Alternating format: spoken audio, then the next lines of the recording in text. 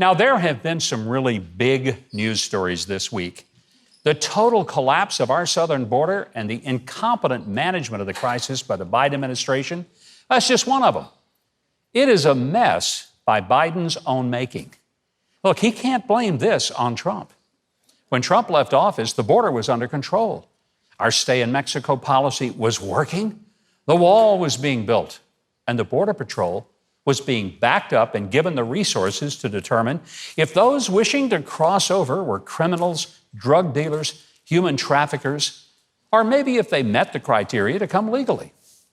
Instead of keeping in place policies that were working, President Biden reversed everything, and the result is absolute chaos and an estimated 1.5 million people being illegally released into our communities. Now, to be fair, many of these folks will end up being hardworking, good-living, and God-fearing residents. Some will likely work really hard and become legal citizens.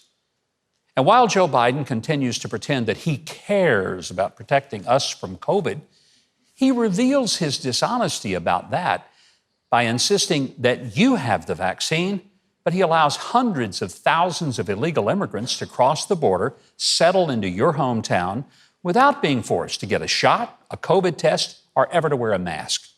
Hey, your kids have to wear masks in school, but I guess if you just told the school that your kids were illegal immigrants, they wouldn't have to.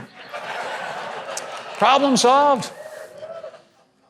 Sadly, some of the young girls brought across the border are going to be sold into sex slavery and treated like property.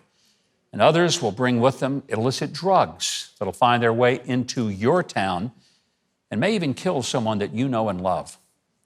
And Joe Biden owns this. He supposedly put Kamala Harris in charge, but she's been harder to find than Brian Laundrie, the young guy that's wanted in connection with the disappearance and subsequent confirmation of the murder of Gabby Petito. Which, by the way, brings us to another story of the week, and that's the gut-wrenching story of that young lady.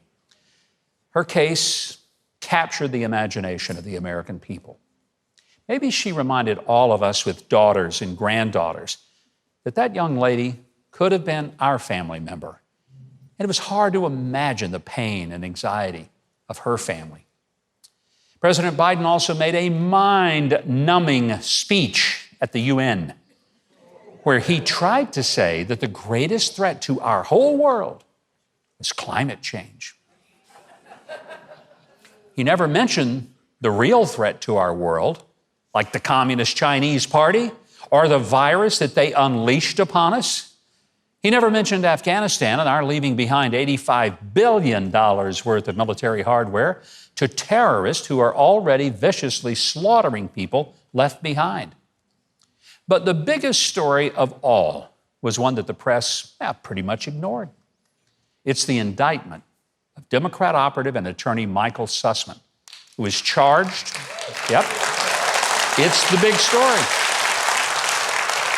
He's charged with working for the Hillary Clinton campaign and the Democrat National Committee back in 2016 and lying to the FBI that then candidate Donald Trump was colluding with the Russians. You remember them? Russia, Russia, Russia. Well, that outright lie was used by the FBI to smear Donald Trump as both a candidate and later as president. It destroyed the lives and reputations of several people connected to Trump, and it became the basis for a politically motivated impeachment process that was based on the outright lies of Sussman and others. But there were numerous others, including some of the highest officials at the FBI, Department of Justice, and the U.S. Congress that were involved in the scheme. Now, I say this is the biggest story because it reveals a level of corruption that is far worse than the entirety of Watergate and exposes the wickedness of the deep state, a deep state that protects bad actors in government, but at the same time will callously crush you or other citizens with the full force of the federal government if you ever become a political threat to their power. Well, there's a lot of important stories going on. The one deserving the most coverage is the one that hasn't had much attention, And it's whether our political process was hijacked by people sitting in the highest perches of our taxpayer-funded government, while supposedly working to protect our Constitution and country.